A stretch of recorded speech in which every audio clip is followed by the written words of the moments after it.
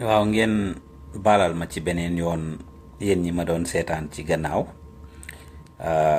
Yàlla dafa def batterie bi mu doon dee rek ba faruma ko charge. So actually dama ko plug te jekkaliwuma charge bi, waaye ma delluwaat ci li ma doon waxtaane si gannaaw di waxtaan ak askan bi, di fàttali suma bopp, di leen fàttali li nga xam ne loolu la gis Banjul, li nga xam ne moom laa gis Banjul doon waxtaane gannaaw. maa leen wax di fàttali li nga xam ne ñu koo def as a people, di depend on each other. ci ki nga xam ne business ñu ko ma use. jox leen exemple su xarit bi nekk ci Atlanta, xam ne man def ak moom bari di liggéey ak moom ba tey jii, has learned this lesson the hard way when Ibu Touré told me ne ma fi yaa ngee def business ci Gambien si ñu naan diw sàngama baax diw sàngama baax diw sàngama baax, doo si musa tekki. te kuy dogita tax ku dem ba def business danga bugg a meeg xaalis.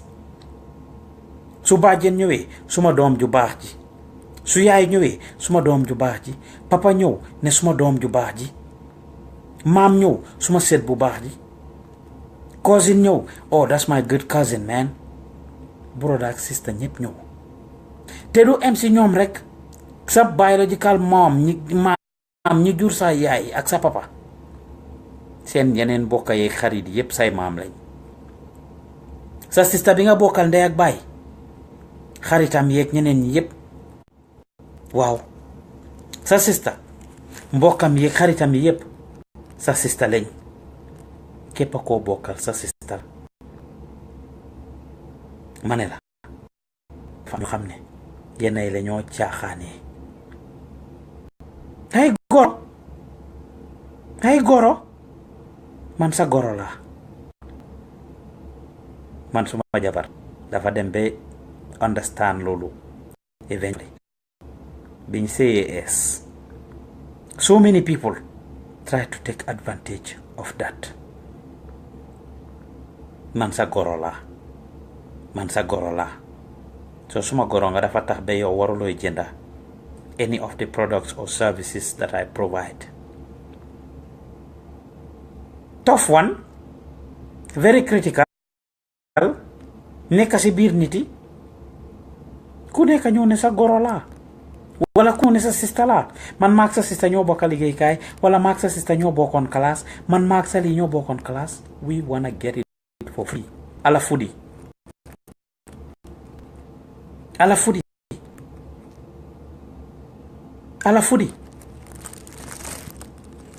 you can ask my family. di ma leen a wax nag man ñaareel lu may dundala. anaan raba am ko bëggoon ma defaral ko business card Atlanta, mu ne mook suma sista ñoo bokkoon classe.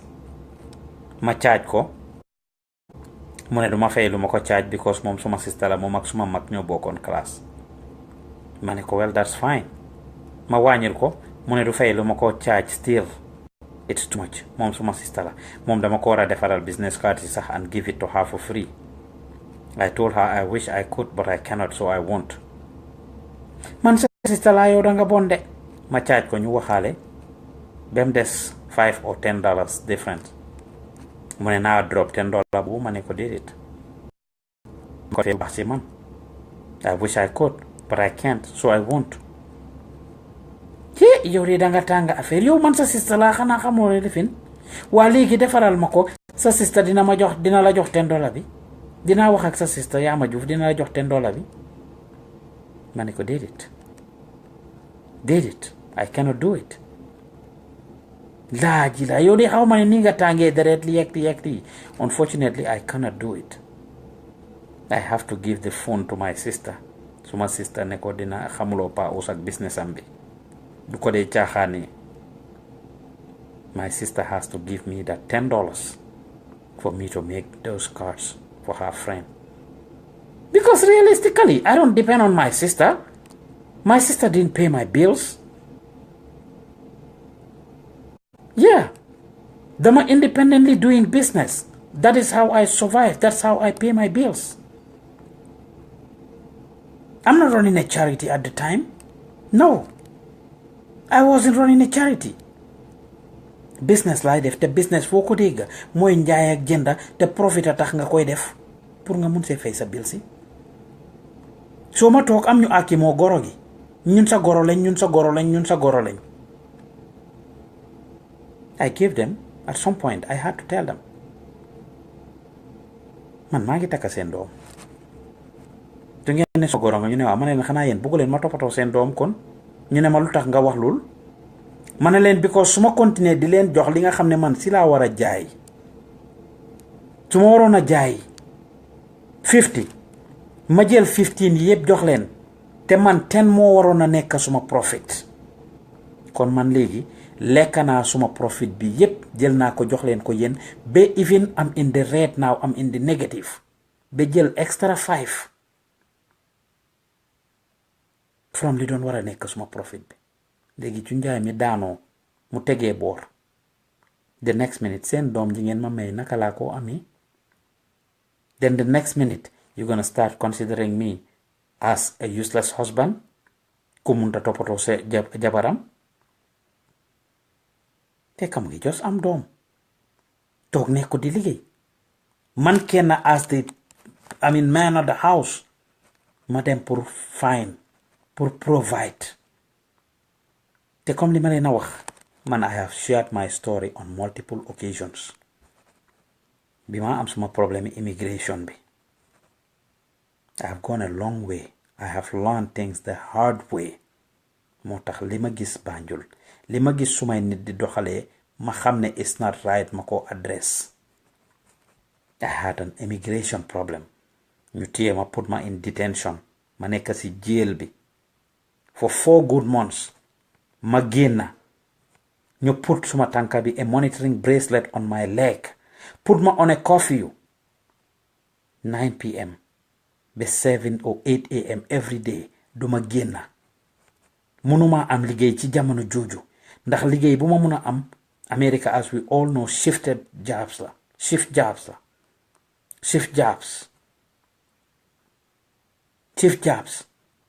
su ma liggéeyut 6 si suba ba 2 si bëccëg wala ma liggéey am 2 si bëccëg ba 10 si guddi wala ma liggéey 10 si guddi ba 6 si suba damaa liggéey 7 to 3 3 to 11 si guddi wala 11 to 7 obviously ku war a nekk kër by 9 p.m. génn kër after 7 a.m.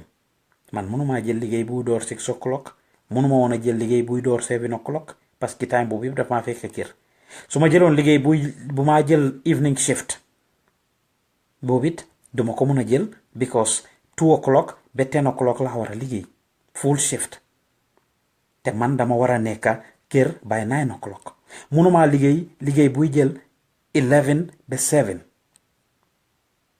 pour wax la rek how heartless our people can be at times. We see people doing something and we don't know. I'm sharing this today because tey la neexa nettali jamono jooju mënuma ko even nettalil ñooñu. But I was mad and angry at them at the same time. At the same time, you know why? Because man maa ngi toog di struggle. ñu ma put on a probation with a monitoring bracelet. And I was creative. Ni ma dooree maa ngi am jabar ak doom to feed ci jamono jooju benn doom dan laa def benn daayira moo am foofu ci Atlanta ma dem jënda blank CDs benn $25 bu ma amoon mu ngi clear suma boppa bi ba tey. This was in 2008 next year mu nekk 10 years ma dem jënda blank CDs dem jël kaseti waare yi ma am ak alxuraan yi because weeri koor la ma duplicate leen ci CDs yi dem ci daayira bi jaayee ko foofu ma make fa suma $60 or $75 am tuuti profit noonu laa commencé fu daayira am throughout weeri koor bi may dem di hustle foofu because mënuma am liggéey I could not have a job I couldn't and I had a family to feed. It was very tough teel a neexa nettali but guess what man mii dunda loolu amee suma apartment to pay am other bills to pay suma jabar a ngi toog liggéeyut yenn yi ñu am pour dem lekki suma kër sister suma kër cousins because we didn't have it te maa ngi struggle lépp lu ma mun comme li ma leen wax rek ci gannaaw I have never been a dependent depuis bi ma nekk Banjul ba tey nag dama jeexal school rek am suma own néeg Banjul suma own néeg through AMRC di fay about $250 every month suma own single bedroom Kanifing Estate foofu Kanifing South kon si kër yi former minister si nga xam ne dañ ko siisoon that is where I used to live in Banjul so I've never been a dependent and my whole family can attest to that benn ma ñëw America nag dëkk naa with people different people I always want to move out quick to be independent so li ma preach is something that I try to practice when I could not afford food sometimes ma jël suma last $25-40 dem jëndee ko CDs defar ko pour dem mun koo jaay su ma waxee ñu ñëw man sa goro laa man sa bàjjen laa man sa lii laa maag sa sister ñoo bokkali maag sa yaay ñoo bokkali man sa lii laa sa lili laa everybody wants to have things for free ala fudi gi ñoo wax I put my foot on the ground dama xëy days maag suma jabar ñu nekk ci bon CDs yooyu bon tech gel cover si dog dem jënda kees yi dem jënda ink bi dem jënda lele print disc yi defar label si here and there do all of those things maag suma jabar this is what we did at the time this is what we did boobu ñu nga dëkk ca Riverdale ci Georgia suñ defaree loolu yëpp for days to prepare for a weekend pour ma war a dem foofu jaay fa benn $200 or $250 pour fàttee ko benn bunta fayee ko benn bill wala jëndee si lekka tuuti pour ñu survive ñu ma ko xañ life ci lam sa mbokki jabar lañ I said no duma ko def so ala fudi googu lañ fi war a bàyyi moom lañ war a génne si suñ society bi we want to use people rawatina somebody that is trying you have your business ñu ñëw si yow lab la I have had so many experiences lu tama leen a wax nii dama doon yónnee xaalis I used to send money I used to do money transfer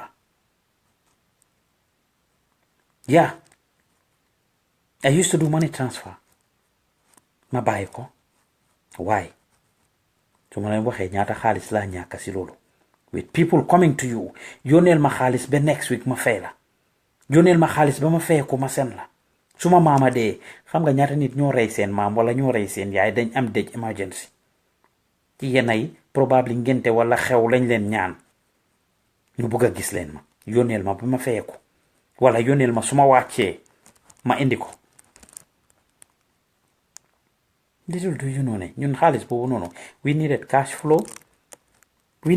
flow pour yónnee loolu Gambia dañ ni pour fay suñ gars yi Gambia gars yi dañ nit pour am cash su ko defee ñu mun a fay sa nit yi foofu léegi man su ma la yónnee lee yow joxloo ma sa xaalis te fay nañ sa nit yi foofu noonu you will make it short ba nga xam ne fii nii ñi fi nekk di yónnee ñeneen ñi dinañ bugg a fay seen nit yi fële duñ leen fay nit dina ma fay xaalisam ñu war koo fay Banjul te duñ am luñ ko fayee because luñ ko doon war a fayee yow fay nañ ko sa nit yi ba pare te yow fayuloo that makes us short dañ leen explainal ba gannaaw ëllëg ñu ne la déedéet bi ma ci gën a im nit call ma ne dafa am emergency wax ma ne ndax dinaa ko mën a yónneel xaalis tey ba soona ma ne ko tey public holiday la su ma ko yónnee tamit sax duñ ko mën a fay because public holiday la ëllëg rek la ko mën a jot di koo xam ne daf ma doon beeg de pour man ma yónneel ko bi ma ko ne public holiday la mu ne ma kon xaaral ma dem Western Union this shocked me because Western Union su demee foofu dafa fay gaay cash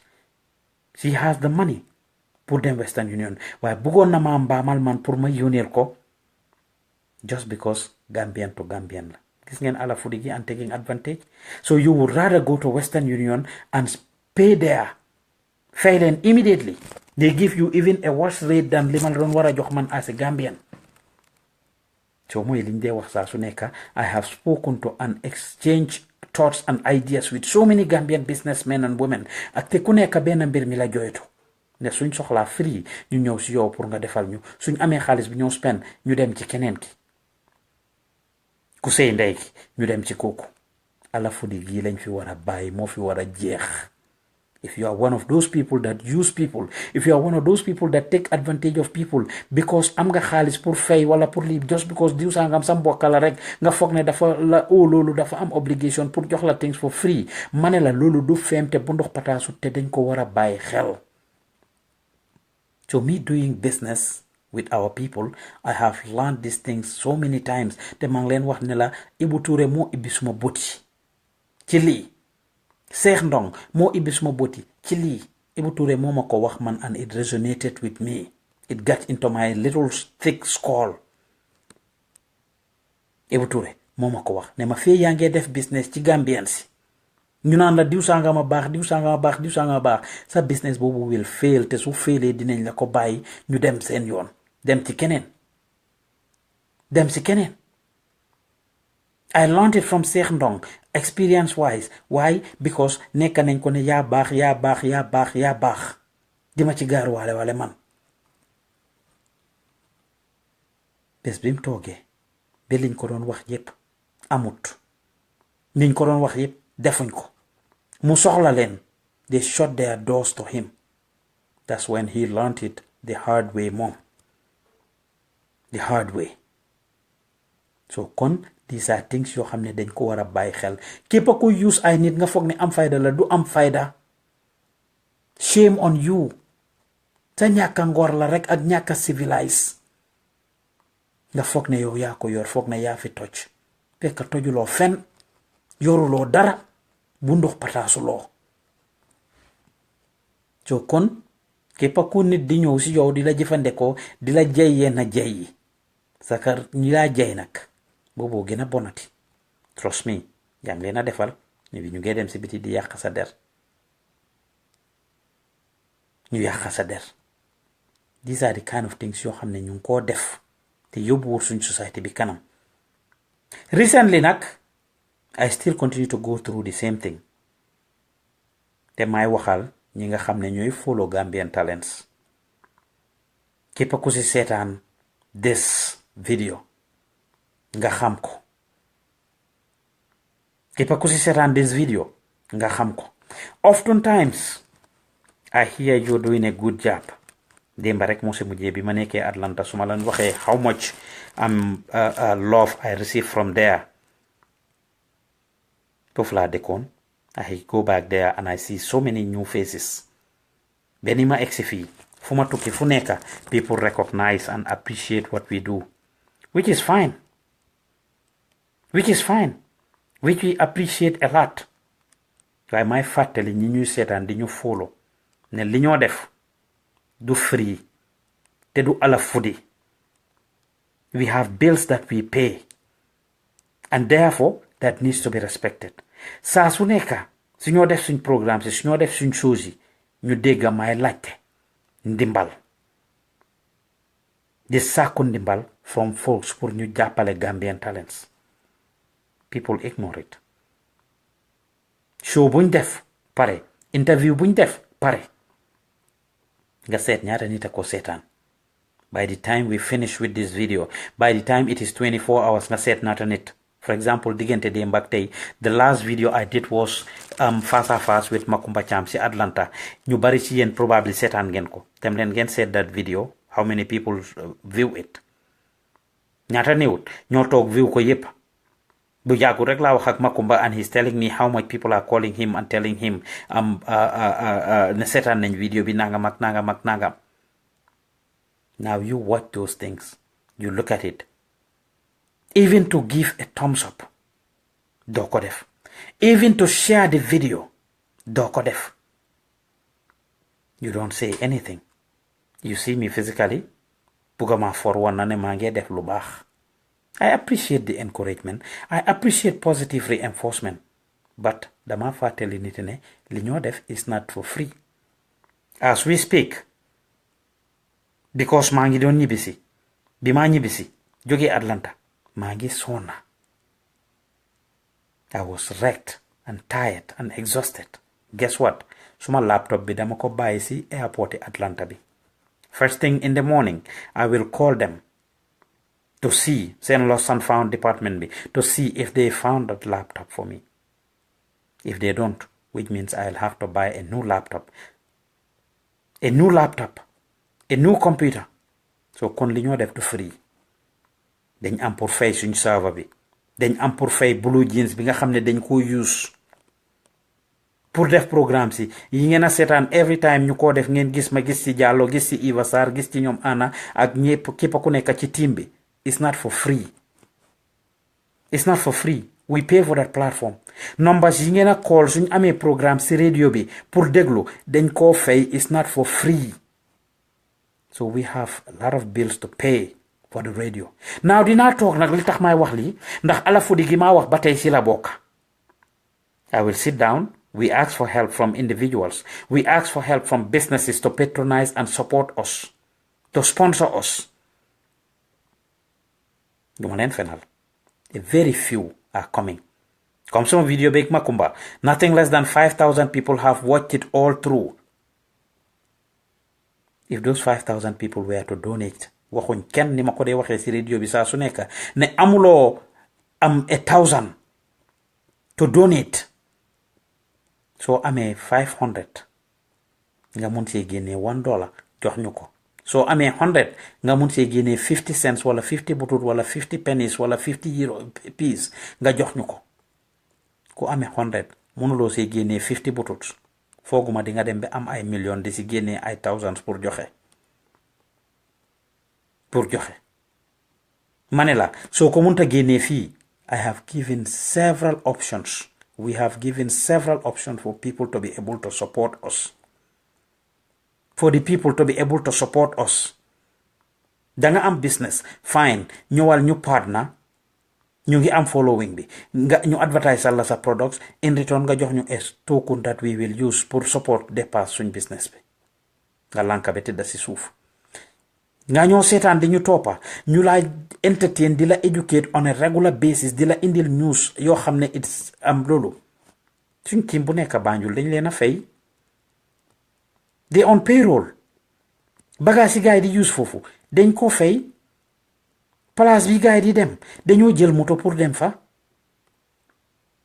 su ma leen waxee suñ team bi liñ nekk di dal ci nawet bi di paccax di dugga ci biir ndox yi di dem place di fa gestrande taw bi di leen fa dóor seen bagage yi jumtuwaay yi ñoo liggéey di daanu ci ndox mi jii di toj going through a lot but liggéey baa ko laaj so it's not free, it's not Alafudi liñ leen a indil ngeen ko enjoy on a daily basis, on a regular basis. Ma jël this opportunity to remind people that it is not for free. We ask people to support us, to donate us. No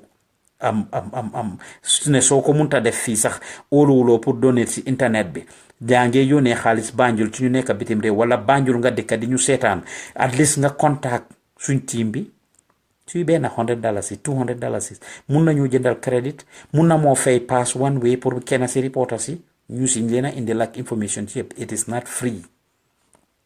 Now li tax may wax li I have a lot of community based organizations and individuals groups or businesses that will come to us, the Sakundibal. As an individual, you know we are doing good. You never even share our video. You know we are doing good. You never even like our video. Wala bena nga comments. Wala su fekkee ne dang ko like di share sax bul em ci lolu. Nga xelaat dégg comme right now yaa ngi déglu dégg mala breakdown all everything we do nga jël benn $5 $10 $20 $150 lu sa doole tolloot nga ene ñu ko ne am leen ngeen jàppa si lii so képp ku ñu jàppale anybody that have spent their dime on us before maa ngi leen a appreciate bu baax di leen wax ne xeebuñ ko because loolu lañ dee require all the time di leen ñaax ne pour ngeen jàppa si because yow soo defee 100 kele def 100 kele def 100 kele def 100 su yàggee dina mut 1000 su kii defee 1000 kii def 100 kii def 50 kii def 25 su yàggee dina mute few thousand te loolu fatt na ay bunta comme suma laptop boobu I wouldn't need to spend anything less than another $1,000 pour jënd beneen laptop ak yeneen yi nga xam ne ñu ngi xew yépp so at the end of the day it is not free. Now if we have a Gambian organization around the world wala ku toog be sa broda réer wala nga toog be sa mbokka feebar soxla overseas treatment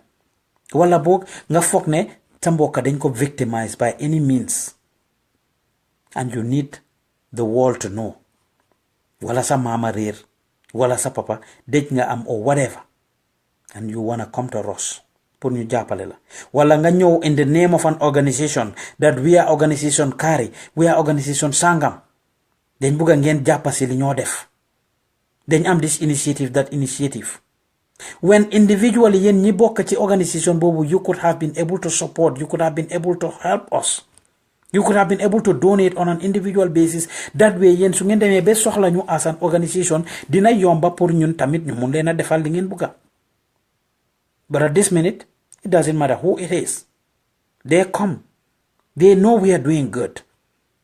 They know we have the numbers that they want to express or show their products and services to. But they want to come and do it for free.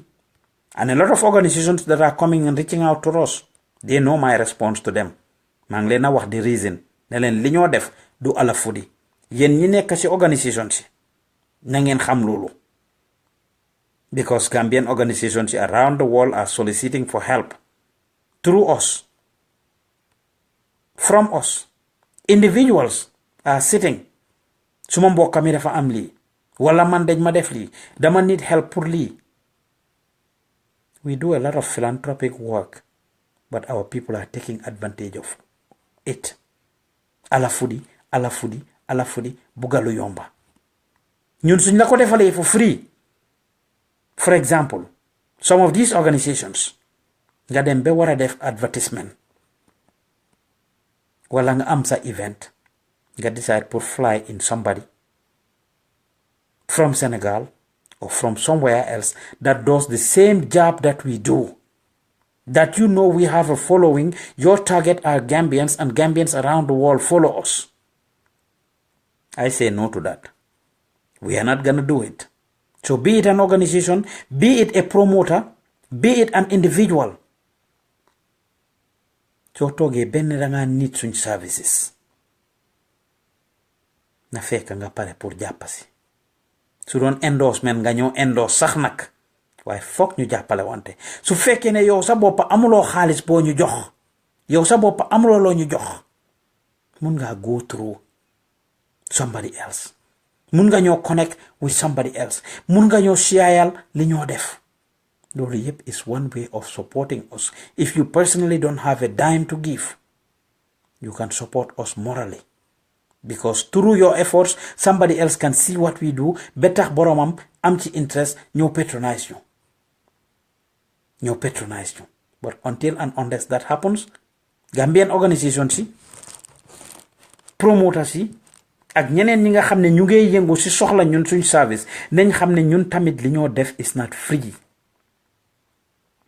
Ala fudi daf fi jeex tak. We've been doing this for 10 years. 2011 years now. 2006 is when Gambian Talents was formed in Atlanta.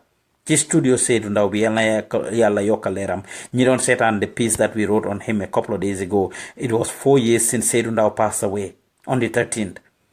Di ngeen gis ne ñu ngi ko mention foofu noonu.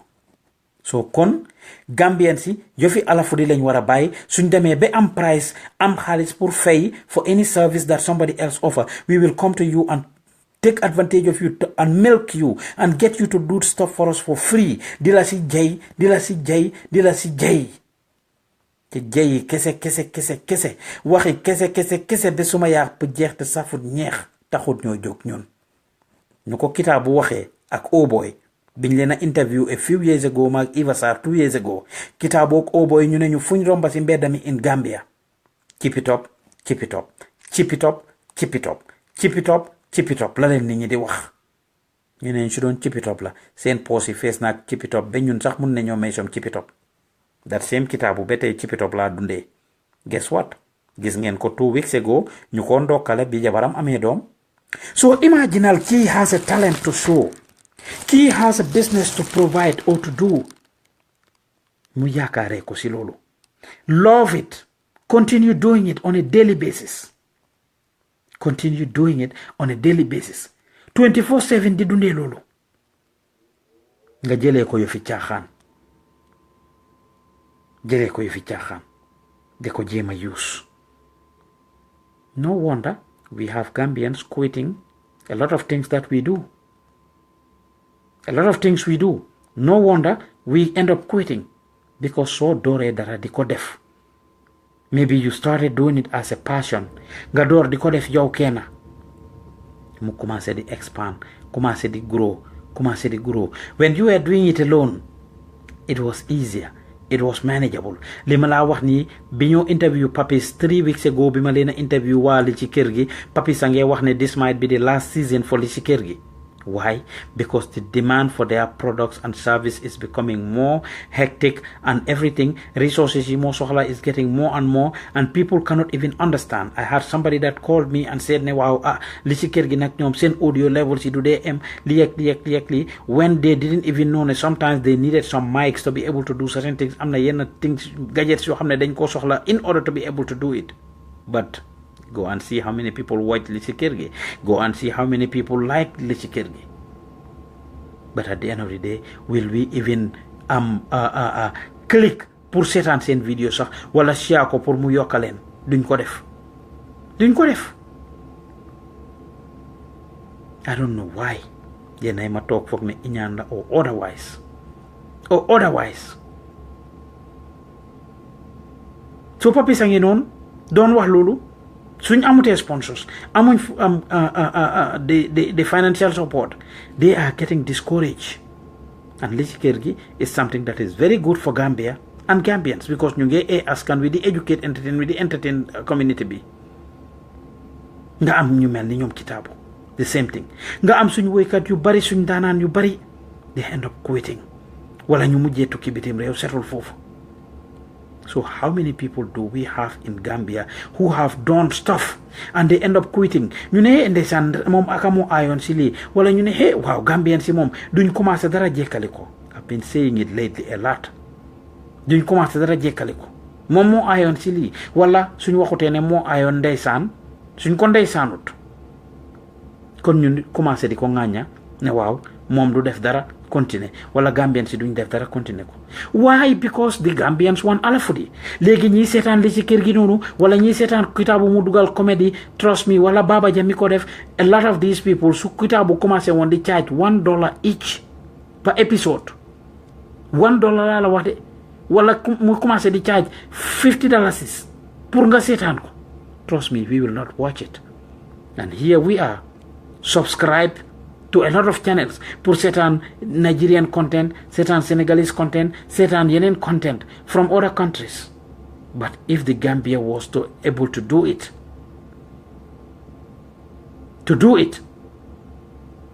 you shut them down. You stop using their platform. You stop patronizing them.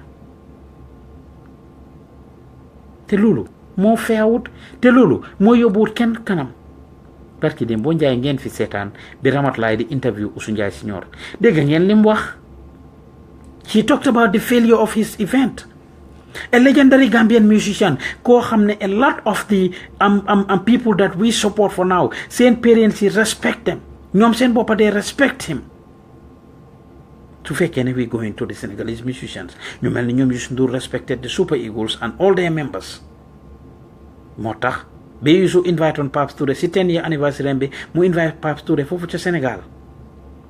These people were inspiration to a lot of those people. So for Usu Njaay Senior to actually do a launching of something in Gambia, 50 years in music, and it flopped, is a big blow to our faces, on our faces.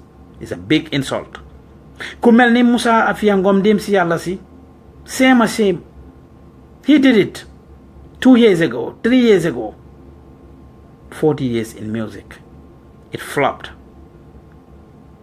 Suñ yaakaar yi ku wax ak ñii nga xam ne dañ mere askan wi moo tax ku mel ni suñ papa Badou Diop nekk Super Eagles Ifang Bondi which still exist with different personalities in a different setting mu ngi foofu ci Europe di def mbiram Badou beddeeku Gambia beddeeku Gambian si won a Kora Award Gambian si ndokkale bu correct sax defuñ ko ndokkala bu correct sax defuñ ko ko, which is a big achievement to Gambia. He put Gambia on the map, but we don't value him. We don't value what they do. So if somebody ends up quitting, ñu ne ndeysaan wala ñu ne moom du dee commencé dara jekkali ko su beddee ko réew mi dem di def leneen di claim another place wala di ko def through another place ñu ne waaw dafa teggi tànk dafa wàcc àndaam di ko gaaruwaale ne ku wàcc sa ànda boo dem fekk fa borom. Kon ana what will the Gambians do? Because if you do something like I said, you grow into it, commencé nga di ko def yow kenn yaa ngi nekk a single person, ida góor nga wala jigéen nga. You are young, you are talented, you have passion for something.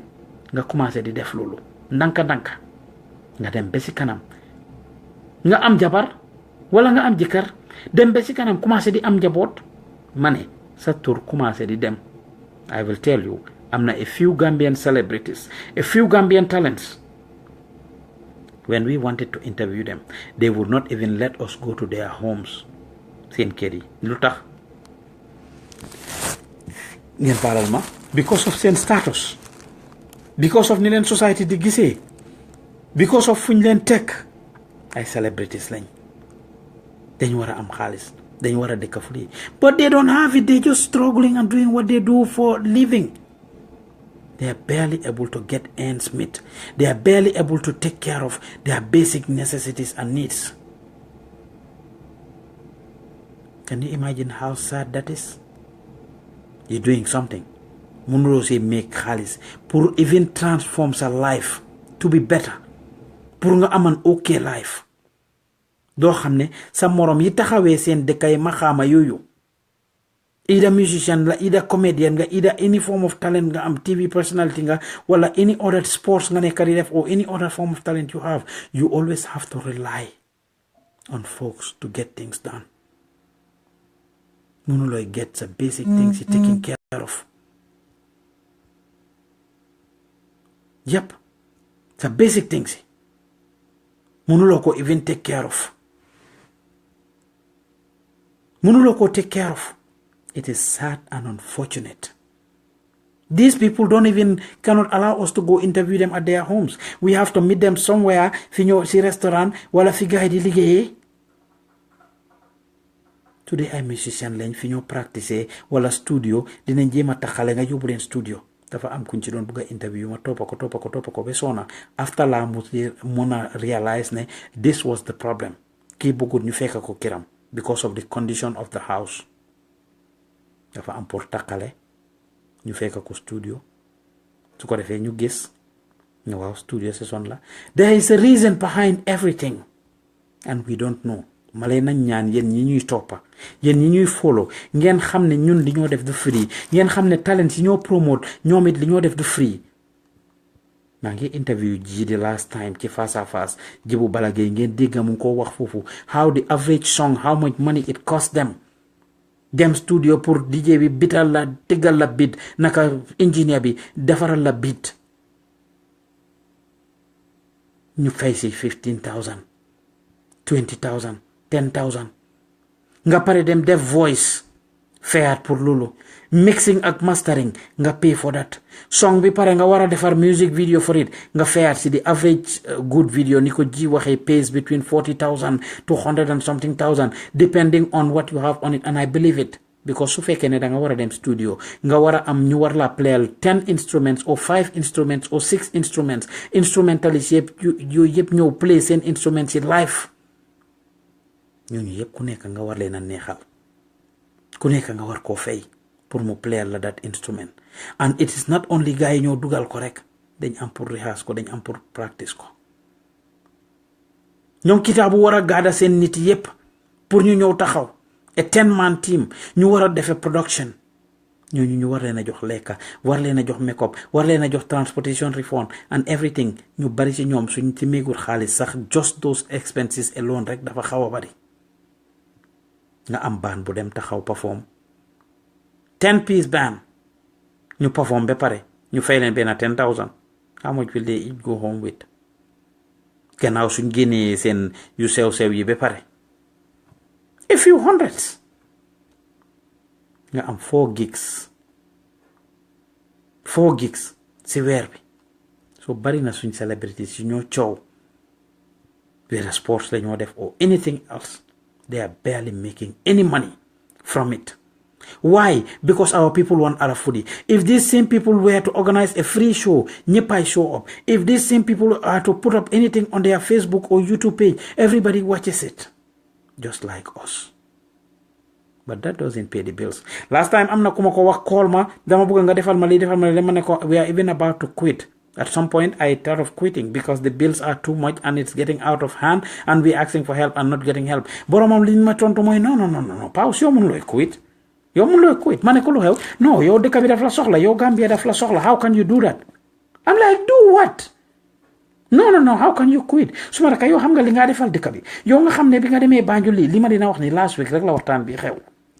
Yow nga xam ne li nga defal Gambia bi nga demee Banjul li nga def sa report ci ni man for years yow rek laa trust suñ dee déglu like lifin bi time political impasse bi the talks that you did ni nga dee analyse how impartial the platform is seen shows yi are very educative and entertaining man sentiments du ma dee raw dama ko dee seetaan lii ak lii all the time Celeb Avenue nii waxtaan ci shows yi yëpp lu tax Gambia du dem wax ci shows yi yëpp and you've never contributed a dime to our platform. And you are that interested? And you're going to tell me I cannot quit what I'm doing because the Gambia needs me? Gambia is not paying the bills at this minute. Ñan ñooy Gambia? Man ak yow mi seetaan. Man ak yow ak moom moomu di wax. Ñooy Gambia. So kon képp kuy Gambian, nga war a take pride in supporting something Gambian. Nga war a take pride in saying ne, man kat contribute na to the success of this thing. I remember the guy di struggle. I remember the guy di aga fii. Wala bok to borom demee ba fail ba stop di nga ne déedéet man bokkuma ci lu tax mu stop because soo ñoo follow soo ñoo toppa wala nga toppa comedian bi wala musician bi wala playkati soccer bi or anybody nga ne yow faani kooku nga yow war ngaa def everything possible to keep that person active and going pour mu continuer di def li moo def rawatina su ko boromam buggee nag. The person told me ne yow mënuloo quit. I'm like, why can't I quit? Because dëkk bi daf ma need. So dëkk bi daf ma need te dëkk bi putut ma on salary because dëkk bi daf ma need te dëkk bi is not paying my bills. Even the basic things about the platform is hard to be taken care of. So yuñ war a bàyyi xel la. You should be able to make a difference. moo tax yéen ñuy seetaan ma leen koy wax saa su nekk di leen fàttali in the nicest way. Demoon nañ sax te a month and a half ago ma start di challenge people to give us 5. Give us 5. You're giving us thumbs up all the time. You're giving us good job, telling us you're doing a good job. Man, instead of giving us just a high five, give us $5, give us £5, give us €5, give us $5. Deka bo munti neka rek, jëlal 5 of that currency and you give it to us. We will appreciate it. Guess what? If 2,000 people watch us and each give us 5, 2 times 5, 10. That's $10,000. That's $10,000. That's 10,000 euros. It can help us establish and do a lot of things. But joxewuloo 5, joxewuloo anything. And you always have the audacity not only to come to us but to all other platforms pour ñu defal la things.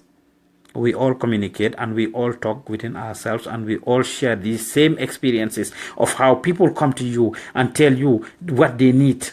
Dinaa toog nit seen ma song waaw suma brother dafa commencé di woy wala suma rakka dafa commencé di woy dama bëgg ngeen jàppa si balañ see jàppa yow njëkka la jàppa si ñun suñ platform because you've been following us for ages and never contributed anything to the platform so nga xaar ba sa brother commencé di woy nga door ñoo call pour recognize na ñu ngee def good nga jéem a call pour lifin. That is the Alafudi thing that I'm talking about. As long as not you are a Gambian and you are doing things for free for people, we would either not value you wala ñu téye la toy. Ñun nag we are graduating from that toy position. Position yi nekk toy ñu ngi graduate from.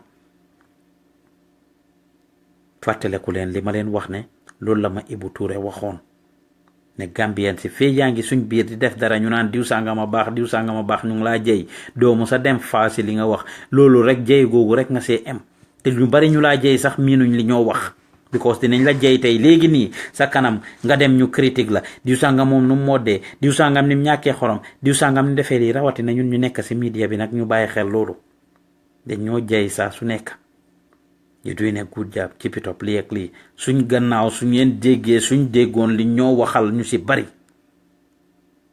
we will get it together. yéen ñi nga xam ne yéen a déglu di ñu seetaan maa ngi leen a bëggee bu baax a baax di leen wax ne yéen a ngi seetaan li ma gis Banjul jógee ci Gambian Talents Pa Ousman nekkal leen ci gannaaw microphone bi di leen fàttali rek ne ngeen jàppale Yaye Instant Services for all your money transfer needs from the UK to the Gambia. Yaye Instant Services for all your Western fashion and wear. You can contact Mana Boutique. You can check both of them out on social media on Facebook, Mana Boutique, MANA Boutique, wala boog ngeen check Yaye YAYEH Yaye Instant Services. I mean, they supported us during our Tobaski program and we are grateful for that, and also asking everybody to support them. Besides to look, képp koo xam ne yaa ngi ñuy déglu di seetaan rek maa ngi lay bëggee bu baax a baax suma sister Yakombo Koita la yaa ngi ci biir maa ngi lay bëggee, Jakomba Sanyang yaa ngi ci biir, Miki yaa ngi ci biir, Fatou Cissé Mbodj yaa ngi ci biir, Sadikou Laye maa ngi lay bëggee, Chris Dabo yaa ngi ci biir maa ngi lay bëggee bu baax a baax, Lamine Seydi Kane fële ca Canada maa ngi lay bëggee bu baax, Sadio Dabo maa ngi lay bëggee, Ami Kole Badji maa ngi lay bëggee, Nancy Sawo yaa ngi ci biir, Souleymane Sarr yaa ngi ci biir, Ales yaa ngi ci biir, Kombes mu yang Sané yaa ngi ci biir, Fatou Jeite yaa ngi ci biir, Matarais Diallo yaa ngi ci biir, Khadijatou Camara yaa ngi ci biir, Ami Yaay Jax Moussa Sarr yaa ngi ci biir, Ndey Ñang yaa ngi ci biir, Soxna Ngoone Ndaw Jaañ yaa ngi ci biir, képp koo xam ne yaa ngi seetaan Strike Cissé yaa ngi ci biir maa ngi lay bëggee bu baax a baax, ak Modou Jeite ak Fatou Jeite. yéen ñi may seetaan toppama ni si jamono ji rek maa ngi lay bëggee yéen ñëpp bu baax a baax di leen ñaax rek pour ngeen jàppale plateforme bi financially su ngeen buggee mu continuer di dem, ngeen jàppale yeneen Gambian Talents yi ak yeneen Gambian platforms yi su ngeen buggee mu dem. am na a lot of institutions yoo xam ne war nañoo mun a romba fiñ tollu léegi. Gambian institution di only thing li ko teree dem mooy the same mentality alafu di rek lañ bugga. man mi ngeen a gis nii su ma leen wanoon suma Facebook page bi I have over 2000 pending posts. 2000 pending posts. Why? Because people who want to take advantage of the numbers that we had. Bima ame 5,000 friends. That's the maximum for years now, and I cannot have any more friends. People have the option to follow me. Kumabuga add friend nangut daf ma follow, and I have 13,000 people following me because of Lolo. That's because of Gambian Talents. On a daily basis, I have people tagging me on stuff. People that could have patronized us, people that could have paid us, people that could have supported us financially. Pour ñu advertise leen seen products and services and seen businesses. They take advantage by tagging you, by sharing things on your timeline, both on Gambian Talents and my personal page. And that is why we restrict it. Lepalo post fofu. It barely comes through. It barely comes through. So at the end of the day, it's very important pour ñu bàyyi xel loolu. ala fudi. Trust me, duñu yóbbu fen. Dañ am li ñoo wax corporate social responsibility. The little money that we're making, we are supposed to be able to share some of it with other people, with other individuals, with other institutions, so that they will also be able to make something that can make them continue to do what they do, to stay in business. So, man suma feel suma corporate social responsibility nga fail sa boss yow tamit rek, we are all doomed at the end of the day. It's all doom. So ku nekk li ngay nuroo saa su nekk ma wax ko li ngay uyoo danga koo nuru ci tur bi, uyu ko ci jikko ji, uyu ko ci melo bi, uyu ko ci jëmma ji. saa su nekk ma fàttali suma boppali di leen ko fàttali ne lu waay di uyoo danga koy nuru ci tur bi, nuru ko ci jikko ji, nuru ko ci melo bi, nuru ko ci jëmma ji. Wow. So by supporting a platform, if this video I'm doing, we were to do it a subscription, if I have 10 people watching me, I may end up having one person or not have anybody. Once it is free, we are ready to take advantage of it. Once it's free, we want to utilize it and abuse it. Lépp lu ñu jox for free duñ koy value. Non la demee, loolu la Yàlla dogal. So kon my ñaax Gambians si yëpp ñu wecc this mentality of us. You change this attitude of us. Ñun ku toog soxla ñu. At the back of your mind, so they seetaan nga video bi sa xel war na cee dem musuma support Gambian talents financially musuma leen a jox a dime te dégg nañ Pa Ous ak yeneen team members yépp Iva Sarr suy def showyam dina ko wax Buuba Jallow dina ko wax Jallow dina ko wax ñun ñëpp dinañ leen ñaan dinañ leen ñaax pour ngeen jàppale ñu financially. The institution is growing and we want to continue to grow. We want to. If not, just like you are seeing a lot of institutions start, well, a lot of Gambians start dara ñu ne ndeysaan aka moo fi aayoon gannaaw bi nga xamee ne toppandoor gaa ngi bari sax comme ni ma ko waxee last week. Different people trying to do the same thing you do. Kon foog nga soppi doxin ñu ngi soppi doxin nag on a lot of things and are coming up with a lot of things comme ni ñu leen ko waxee but your support is very important. Kon maa ngi leen a bëggee yéen ñi nga xam ne yéenay toppa Adam Kane yaa ngi ci biir maa ngi lay bëggee bu baax a baax doon fàttali suma boppa di leen fàttali rek li ma gis Banjul ci affaire yi am alafudi gi ak using each other. Ku nekk wala ñu bari ci ñun bugga bu mbaay bugga use each other bugga jaay gaaw te loolu yóbbuwut dëkk kanam loolu yóbbuwut kenn kanam yóbbuwut society kanam soo naxante def ndanka patronise sante jàppale wante ma am suma business nga am sa business ñu jàppale wante waaw ñu jàppale wante ñu supportante ñun ñëpp mën ñoo bokk def benn mbir we can't so it's important pour ñu jéem a seet naka la ñoo reviver suñ boppa pour ñu jéem a seet naka la ñoo def ba yóbbu suñ dëkk ci kanam kii def lii kele def lele kii def lele kele def lele kii def lele kele def lele ba yépp mut at the end of the day jërëjëf Adam Kane appreciate naa loolu bu baax yu demee nii moo tax ñu koy wax ndax yàlla si boppam daf ne ci ñun ñuy uyoo muslim daf ne rasul ne ko wa zikri innal zikra tanfaul muslimun naa la nettali xisa yonent yi la jiitu pour yokk la góom fàttali wante daf ci dee am solo bu baax a baax maybe you don't know what we go through maybe you don't know the bills we have to pay and all the different things that need to be done waaye kon ñu ngi leen a bëggee su ma paree incha allah dinaa leen send account number comme ni ma ko waxee Angleterre am nañ fa ñi fa nekk ñoo xam ne account yoo xam ne we can give it to you to donate and it will be very helpful. America the same thing, we accept the Cash App. We have bank accounts with Bank of America, with Wells Fargo ak Chase where you can deposit some money. The same thing Sweden, the same thing at Germany. fu ci waay munti nekk rek dëkk bi nga nekk is not an excuse. Come to the worst comme ni ma koy waxee ba fële ca Gambia ñu ngi amee foofu noonu team bi nga xam ne yéen a ngi gis ñuy def an exceptionally great job di leen indil all the news, all the interviews, all the latest things happening in the Gambia, the coverages yi am yépp every time ñu leen ko indil. So su ngeen yónnee xaalis Gambia suñ team bi nekk foofu noonu dinañ ko mun a utilize to a great extent.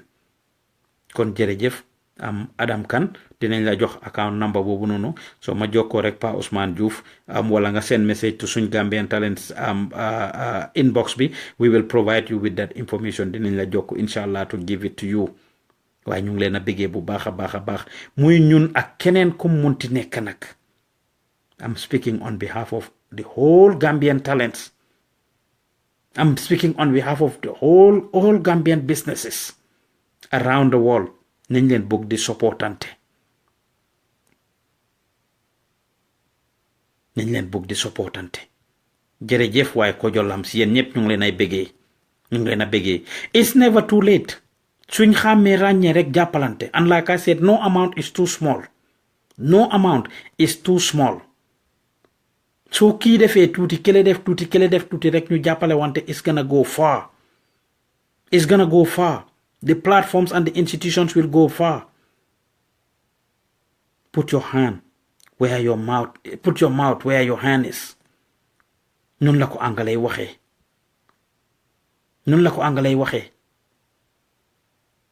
Instead of watching our talents, instead of watching our institutions, ñuy dem ba daanu. ñu ko réccu.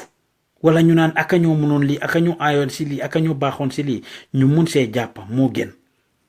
ma ko wax saa su nekk nag ne di average Gambian person balaa help nit rek fekk boromam bu gaddee balaa ñoo mun a wax ne diw sangama baax démba rek la ma ko Pa Ibrahima Bah mama ko to mujjee wax balaa ñoo wax ne diw sangama baax boromam dem ba dee enu loxoom yi ba dee wala ba bàyyi lim doon def balaa koo mun a jàppale balaa ñoo mun a wax ne diw sangama baax ndeysaanu rawatina jamono ju nekk nii ku dem ba dee ñu jël sa nataal post ko def ko suñ profile picture wala post ko taggala wax lu baax si yow lu bari si yow rawatina if you are legend nag and we have seen that through the years with so many Gambian legends biñ dee ku nekk di wax ku nekk di binda ku si mel ni Musa Ngum for example bi moo génn àdduna fan yooyu every day you see Gambians yépp profile picture Musa Ngum.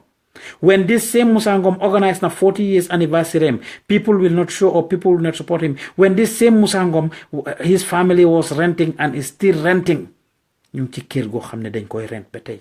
Somebody that's a Gambian legend and has done so much for our country. Ndax waroon na ñoo seetaan loolu. Doore ko ci suñ nguur gi ci boppam nag have a responsibility to take care of the citizens, to support the citizens and their project. Suñ gisee any institution, any group of people ñoo xam ne ñu ngi organize themselves and are trying to do one thing, ñu jàppale leen.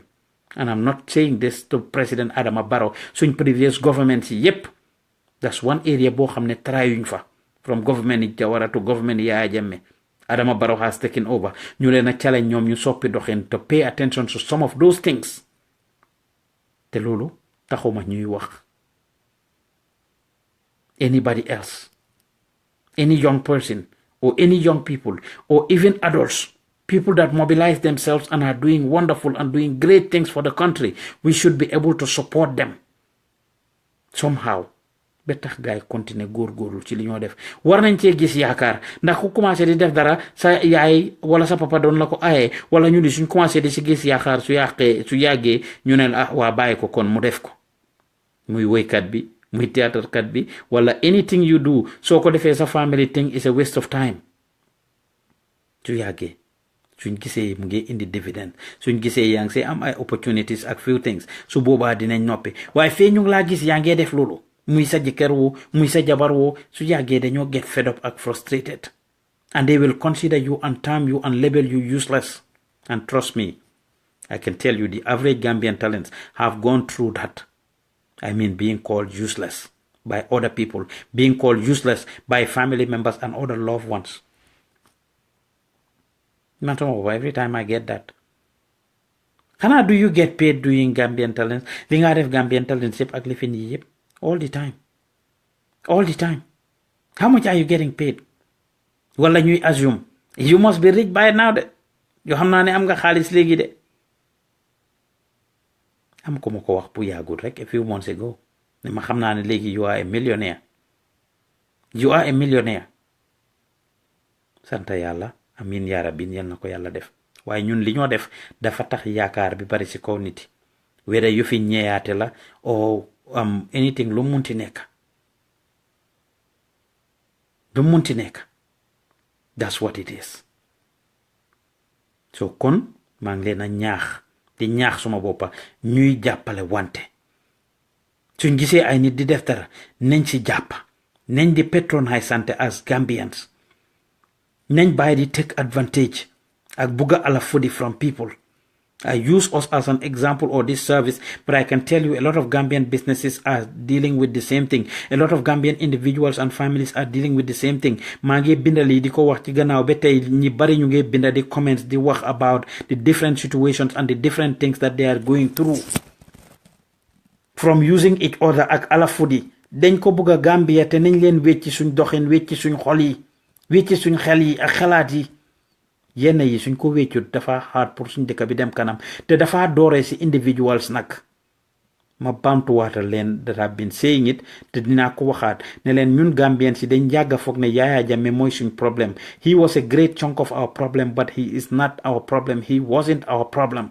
Ñun Gambians si ñooy suñ problème yi boppa si naka suñ jikko yi lañ war a wécc suñ jikko yi ñu am more discipline to be more patriotic ku nekk xam sa responsibilities but gaaw nañ ci claim right suma right la te dañ am responsibilities yoo xam ne duñ ci mos a taxaw pour def ko.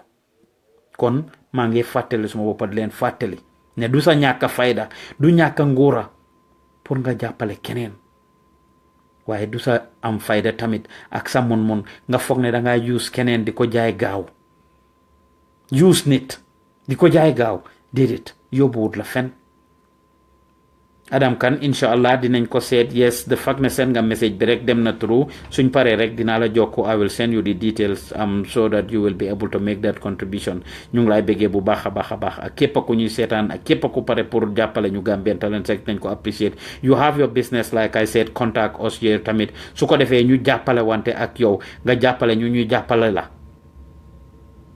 so that we will continue to run the platform we will continue to do the different things that we want to do so kon ñu ngi leen a bëggee bu baax a baax képp ku ci Gambian Talents and you can make a difference don't wait to be asked bu leen xaar ba plateforme bi réer suux wala yeneen plateforme yi ñàkk a pexe wala yàlla tere wala boog buñ xaar ba nit di dee ñuy wax ci moom lu rafet wala ñuy jéem a seet naka lañ koo dajalee xaalis comme bitim réew pour yónnee boneem bi back home fekk ku ko ngi feebar tëdda feebar loo xam ne ñun mënoon nañoo contribute xaalis pour faj boromam ñu bañ koo faj ba boromam condition am ñëw critical ñëw ëppa loxo ba boromam condition am ñëw ëppa loxo soo kon lii luñ war a bàyyi xel la bu baax a baax di jàppale nit si bi mu soxlaa ndimbal not ba mu dee not bu mu dem ba tàyyi ba damma ba bàyyi ñu bugg a koo jàppale kon maa ngi leen a bëggee bu baax a baax di leen gërëm di leen santa yéen a ngi doon seetaan li ma gis Banjul nga xam ne maa koy def saa su nekk di leen wax li nga xam ne dañ ko nettali ma dégg wala jëf ma gis ci suma kanam wala boog muy li nga xam ne dama ko dunda man suma boppa loolu rek laay share loolu laay waxtaan ak yéen soo maa ngi leen ay bëggee bu baax a baax ci seen déglu bu rafet ak seen seetaan bu rafet di fuuglu di rafet njorta ne kàddu gi kat dina am few people te maa ngi see sant yàlla de fact ne gis naa ku mel ni Kojo Lams ne gis na ci boppam ak ku mel ni Adam Kane ne gis na ci boppam may challenge everybody else nag koo xam ne defin nga gis sa boppa ndax doomi aadama kenn si ñun mutut doomi aadama yenn suñ xam-xam mooy loolu am maybe àggut fa wala maybe dañ fàtte woon and it's never too late te nga daanu Kojo ak Adam Kane maa ngi rafetlu bu baax a baax this thing because loolu beneen problème la si ñun Gambians taking responsibility wax naa ko bu yàgga owning up to our problems each and every one of us want to blame the next person for our faults each and every one of us want to blame the next person for our faults doomi aadama bu ne soo daanoo nga nangu ne daanu nga soo wrongee nga nangu ne da nga wrong soo mistake nga nangu ne da nga mistake noonu rek ngay mën a def ba jànga kenn si ñun perfectut so taking responsibility is a very good thing which of course I have seen to both of you accepting of the fact that probably you haven't supported and are willing to support is never too late so képp ku si mën a jàpp rek ñu ngi lay ñaax kàddu gi nag dina am ñu si gis seen boppa dina am ñu ne Pawes dafa sañ dina am ñu ne waaw ñoom dañ fi lifin last time sax wax naa ko ba am ku ne xanaa donate by force la xanaa jàppale by force la déedéet du by force te comme ni ma ko dee waxee rek soo donatut su ngeen donatee dina jàppale plateforme bi ba fuñ bugg a àgga ñu gaaw faa àgga ba liñ bugg a def ñu gën koo mun a def ci lu gën a gaaw waaye su fekkee ne donation boobu amooti tamit nag at the end of the day dinañ continuer di def li ñoo def dafa fekk ne dafa yéex rek te nu mu war a gaawee du ko gaawee wala fu ñu war a àgga duñ fa àgga waaye ci dëgg-dëgg dinañ góorgóorlu ba nga xam ne mënatuñ ba nga xam ne sës nañ balaa ñoo bàyyi ndax li ñoo def dañ gis ne mu ngi njëriñ askan wi dañ gis ne mu ngi yóbbu réew mi kanam te dañ gis ne ñun suñ boppa is therapeutic ñu ngi cee grow waale personally and learning a lot from it and getting a lot of connections which alone is equal and good enough for us so for that reason dinañ continuer di dem ba nga xam ne mënatuñ waaye with your support nag it can expedite it te dina gën a yombal yëf yi kon ñu ngi leen a bëggee di leen gërëm di leen sant ci seen seetaan bu rafet di leen wax ne lu lembe réew mi la rek one extra way of supporting is by sharing this video so képp koo xam ne gis nga sa boppa te amuloo xaalis boo donate tamit just go ahead and share the video it's one way of supporting even if you're donating still go ahead and donate dinaa post link bi ak details yi si kanam ni suñ PayPal account bi gambiantalents@gmail.com. You can support us through PayPal wala boog ngeen support ñu through other means waaye ñu ngi leen a bëggee bu baax a baax ci seen setaan bu rafet ak seen jàppale bu rafet. Gambian Talents li ma gis Banjul laa doon nettali rek wala li nga xam ne nettali nañ ma ko kàddu yi li fi rafet rek ci yàlla lu si ñaaw si ñun la di bëggee waat képp koo xam ne yaa ngi ñuy seetaan suñ ñi nga xam ne ñu ngi am birthday this week muy Alaaji Baba Mama Koto Fatou Camara ak Big Fa ñu ngi leen a congratulate ak any other Gambian Talents. If you have your products and services you want to sell and expose to the world, contact us and we will be glad to work out something with you. If you are a Gambian talent around the world and also want your stuff to be exposed, also contact us. gambiantalents@gmail.com mooy suñ email address bi wala ngeen visit ñu on gambiantalents.com www.gambiantalents.com wala boog ngeen toppa ñu fii ci social media ci Facebook Gambian Talents Promotion, Twitter Gambian Talents Promotion, Instagram Gambian Talents Promotion wala Snapchat Gambian Talents. ñu ngi leen ay bëggee bu baax a baax ci seen dégloog seetaan bu rafet bu leen fàtte support Yaye instant services for all your money transfer and remittance needs from the UK to the Gambia, reliable, fast and convenient. The same thing with Mana Boutique for all your western wear and western fashion in the Gambia. Contact Sister Fatou Menga Mana Boutique ci Latrikunda Jaman ne leen képp kuy dem holiday sax ni det loo pour sonal sa bopp yóbbu bagage yu bari gàddu ay walis bésam mbagami di raqa soo contacté Mana Boutique rek ñu santel la solal la am nañ ay marque ak name brand stuff comme ñu ngi leen a bëggee bu baax a baax Dreams Lounge fële ca Sénégal bi ay tamit muy jatu mbow ñu ngi leen a bëggee bu baax a baax for supporting Gambian Talents di leen challenge pour ngeen dem foofu pour féexlu fa jàppale seen bopp yi tamit to have a better life ñu ngi leen ay bëggee bu baax a baax till I come your way next time with li ma gis Banjul jërë ngeen jëf